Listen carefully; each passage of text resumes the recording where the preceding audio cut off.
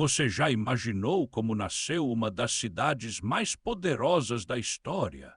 Antes de se tornar o coração de um império gigantesco, Roma era apenas uma ideia, uma lenda envolta em mistério, coragem e destino. A história de sua fundação mistura mito e realidade de uma forma tão fascinante que atravessou os séculos e continua sendo contada até hoje. Fique comigo até o final, porque a origem de Roma não é apenas uma história antiga, é o começo de tudo.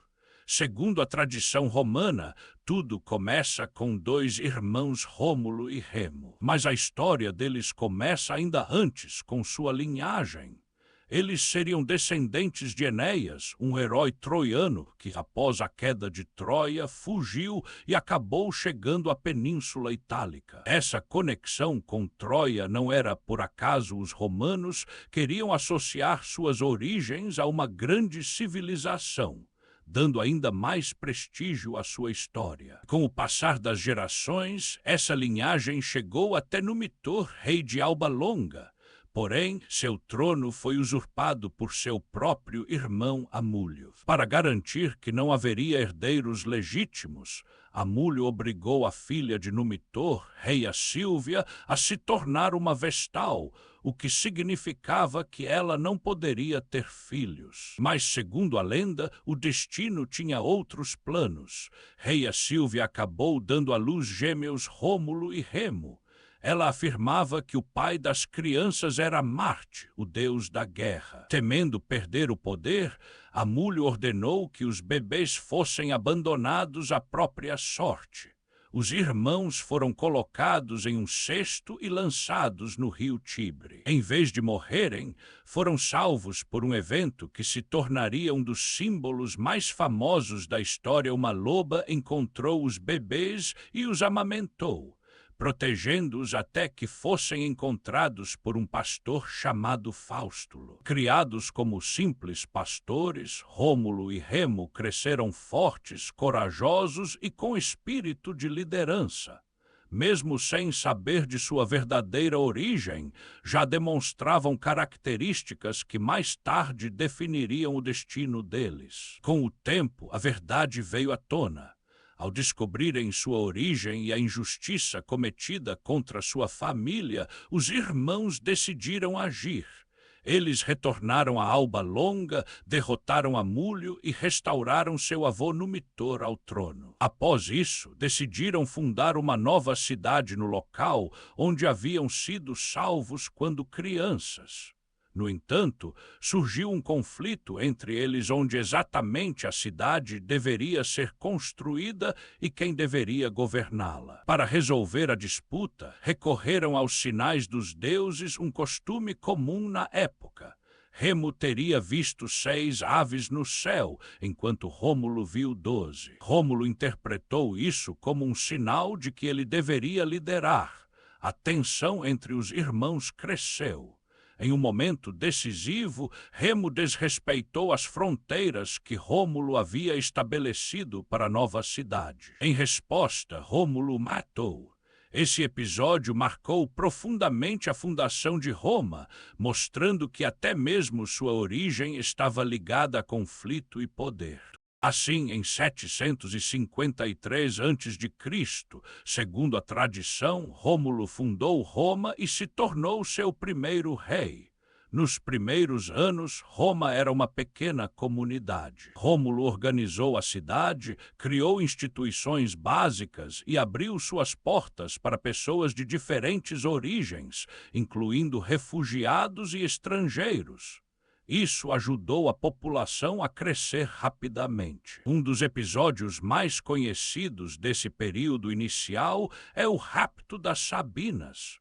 Como Roma tinha poucos habitantes mulheres, Rômulo organizou uma estratégia para trazer mulheres de povos vizinhos. Esse evento gerou conflitos, mas também acabou resultando na união entre romanos e sabinos, fortalecendo a nova cidade. Após o reinado de Rômulo, Roma continuou a crescer sob uma série de reis. Cada um contribuiu de alguma forma para o desenvolvimento da cidade, seja na religião, na organização social ou na infraestrutura. Com o tempo, Roma deixou de ser uma monarquia e se tornou uma república, por volta de 509 a.C. Esse foi um marco importante, pois o poder passou a ser compartilhado entre diferentes instituições, como o Senado e os magistrados.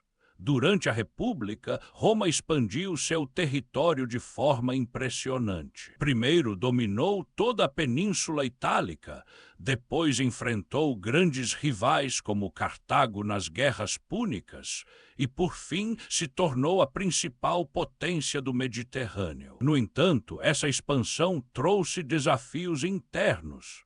Disputas políticas, desigualdade social e conflitos entre líderes acabaram enfraquecendo o sistema republicano. Foi nesse cenário que surgiram figuras como Júlio César, que concentraram poder e abriram caminho para uma nova forma de governo.